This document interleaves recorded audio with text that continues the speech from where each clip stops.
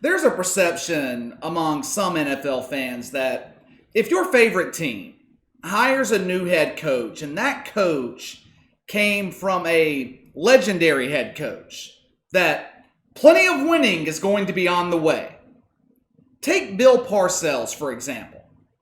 He has possibly the best coaching tree of any coach in NFL history. Sean Payton in New Orleans learned under Bill Parcells. Mike Zimmer in Minnesota, Parcells. Anthony Lynn with the Chargers, Parcells. Those are just three active coaches. Last but not least, another active coach, Bill Belichick.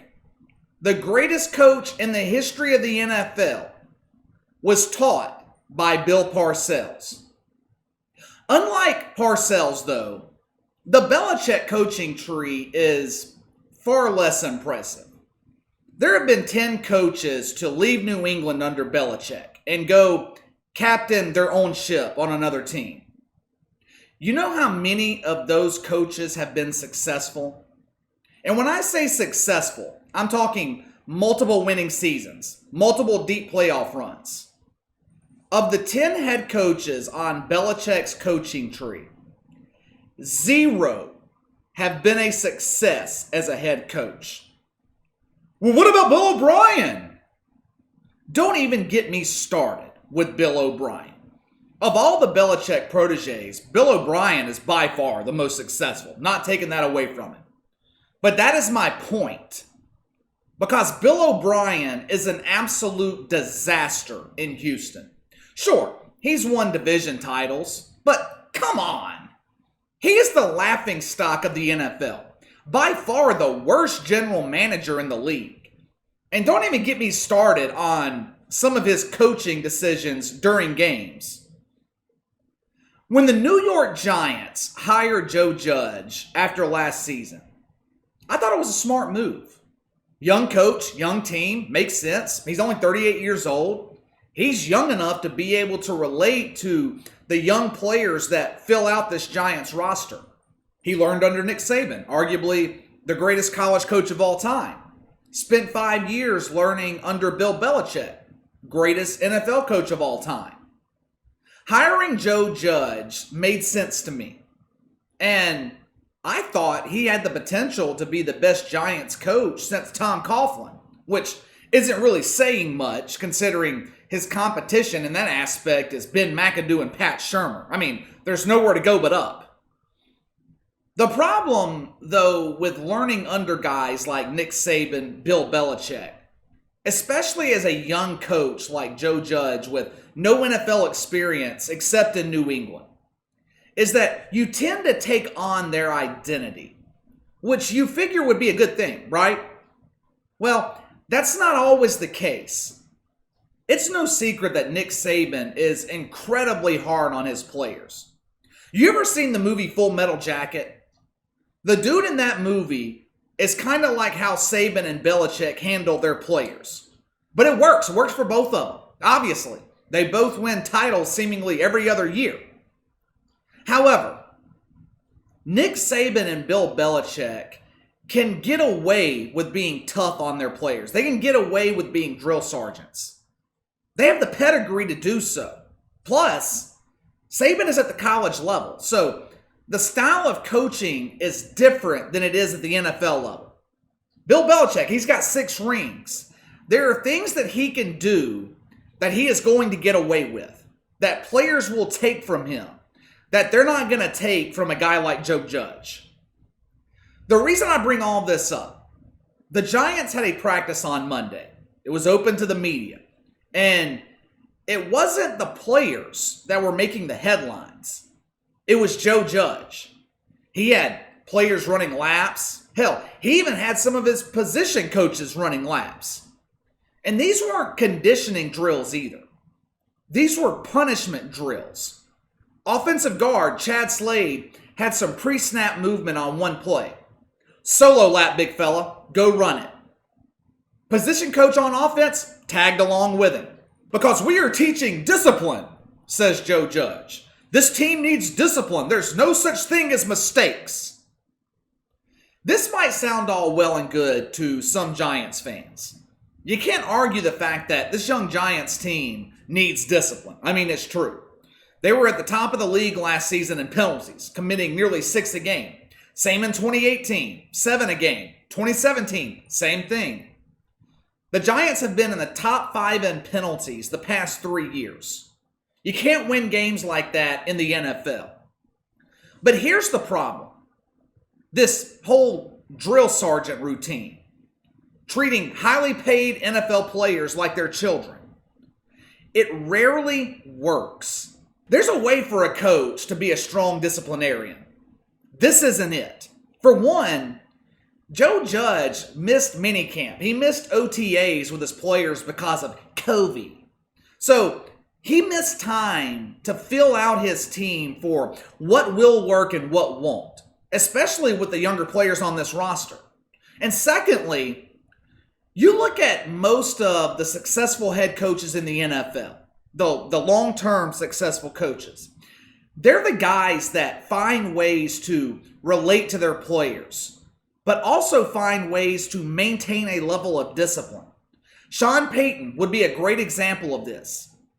The Saints know that Sean Payton is not going to take any crap off of them, but they also know that he has got their backs. Kyle Shanahan would be another good example. Tony Dungy. The list goes on and on. You can name good examples of this all day. Joe Judge's methods, though, have been tried before.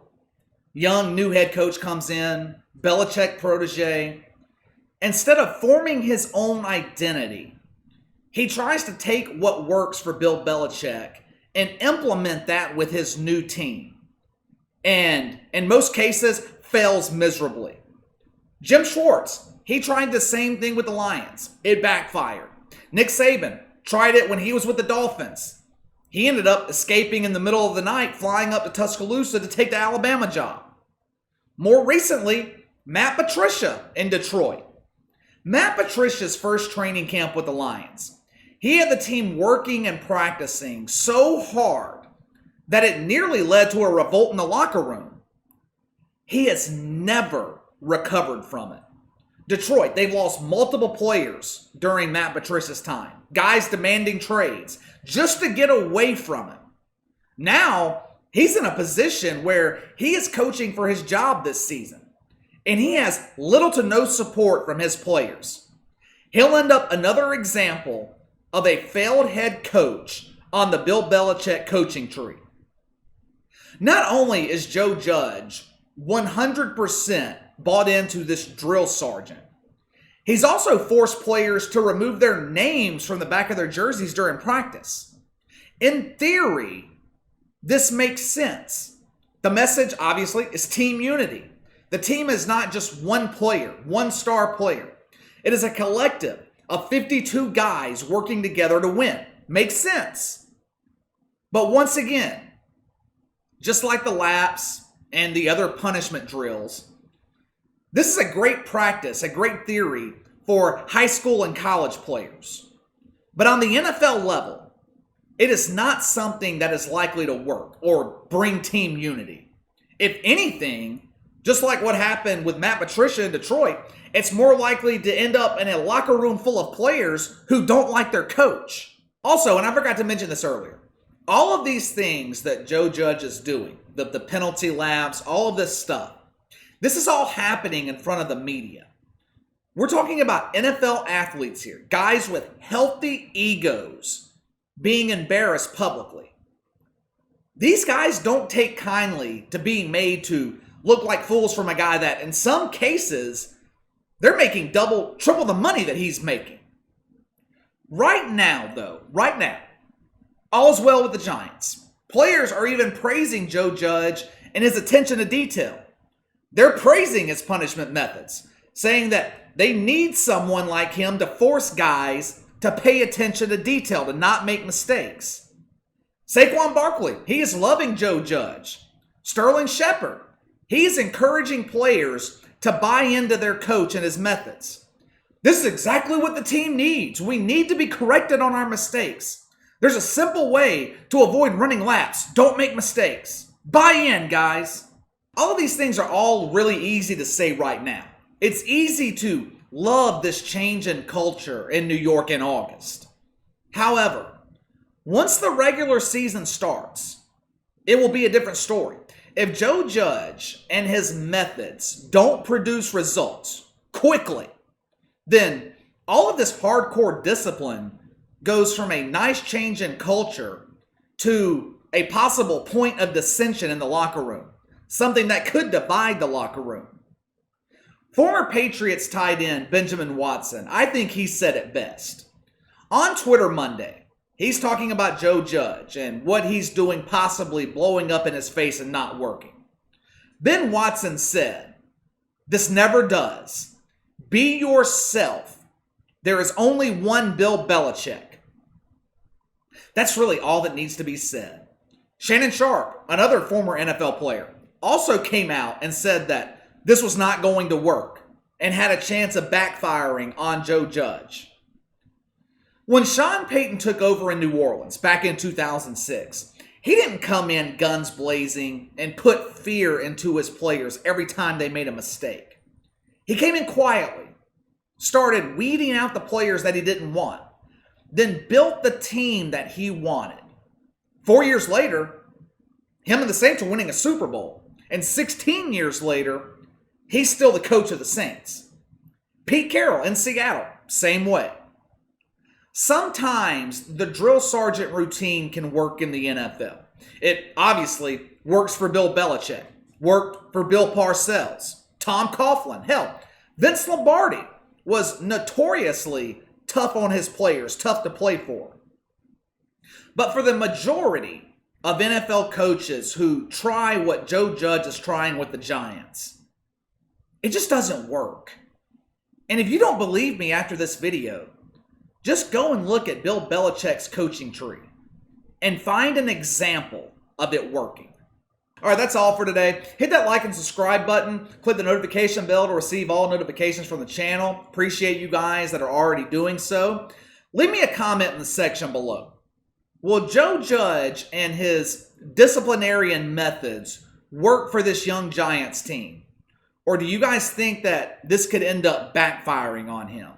Let me know your thoughts. You can follow me on Twitter at KC_BTL84. If you have any questions, a topic you would like me to discuss, you can email me at btlkc84@gmail.com. I'll see you guys next time.